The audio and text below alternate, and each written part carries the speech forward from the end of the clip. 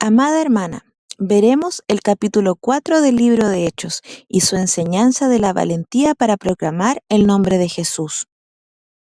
Revisaremos el resumen del capítulo, nuestras enseñanzas de la actitud de los apóstoles y de la confianza y el valor, y una serie de preguntas. Resumen. De los versículos 1 al 4 vemos cómo Pedro y Juan fueron arrestados. Mientras predicaban tras el milagro del cojo, los líderes religiosos se molestaron y los arrestaron. A pesar de esto, muchos creyeron. Ya eran unos 5.000 hombres. De los versículos 5 al 12 vemos su defensa ante el concilio. Pedro, lleno del Espíritu Santo, declara que el hombre fue sanado en el nombre de Jesús, quien ellos crucificaron. Proclama con valentía que en ningún otro hay salvación. De los versículos 13 al 22 tenemos la prohibición de hablar de Jesús. El concilio se asombra de la valentía de Pedro y Juan, sabiendo que eran hombres sin estudios formales. Les ordenan no hablar más de Jesús, pero ellos responden: no podemos dejar de decir lo que hemos visto y oído. De los versículos 23 al 31 tenemos oración por valentía. Después de ser liberados, los creyentes oran no por protección, sino por valentía, para seguir predicando. Dios responde sacudiendo el lugar y llenándolos del Espíritu Santo. Y de los versículos 32 al 37 vemos la unidad y generosidad de la iglesia. La comunidad vivía unida, compartiendo lo que tenían. Nadie pasaba necesidad. En nuestro estudio meditamos sobre la actitud de los apóstoles, la convicción y valentía con la que ellos defendieron el mensaje que estaban transmitiendo y también la determinación que reflejaron al enfrentar los resultados que el enojo de los sacerdotes podía desatar sobre sus vidas, dejan muy en claro, y no solo para la realidad de la época de los apóstoles, sino también para nosotras en la actualidad, que ellos comprendían profundamente y valoraban de igual manera lo que Jesús había hecho en sus vidas. También hablamos sobre su confianza en Dios y su valor.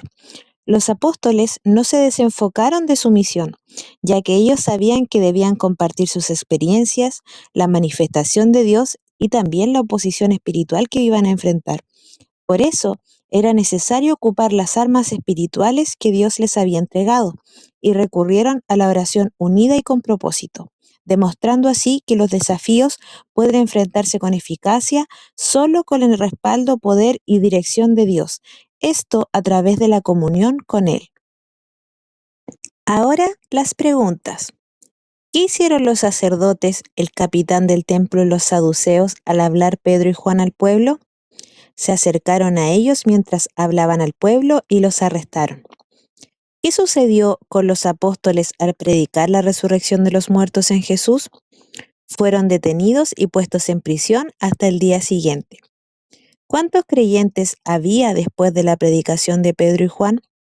El número aumentó a unos 5.000 hombres.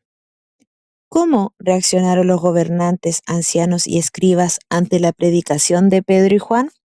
Ellos se indignaron y discutieron entre ellos por la predicación de Pedro y Juan. ¿Cómo describieron a Pedro y Juan antes de soltarlos? Fueron descritos como hombres sin instrucción, pero se notaba que habían estado con Jesús.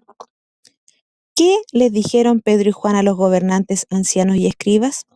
Les dijeron que en el nombre de Jesucristo de Nazaret, a quien ellos mismos habían crucificado, pero Dios había resucitado, era por el poder de ese nombre que el hombre que había sido sanado. ¿Cuál fue la reacción del consejo al observar la valentía de Pedro y Juan? Se asombraron de su valentía y reconocieron que eran hombres que habían estado con Jesucristo. ¿Qué milagro habían presenciado todos en Jerusalén? El milagro de la sanidad del cojo de nacimiento. ¿Cuál fue el motivo por el cual el consejo no pudo hacer nada contra Pedro y Juan?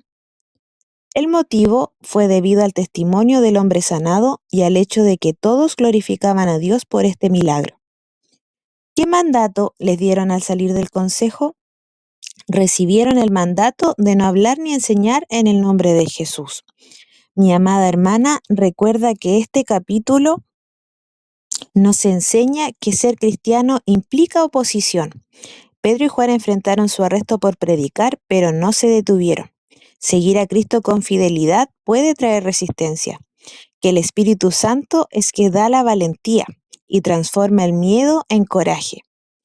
No hay otro nombre para salvación, y obedecer a Dios es importante incluso antes que a los hombres. Nos enseña a mantenernos firmes en nuestra fe. Y la oración fortalece a la iglesia. La comunidad oró unida y Dios respondió con poder. La oración siempre es clave para recibir su dirección y fuerza espiritual.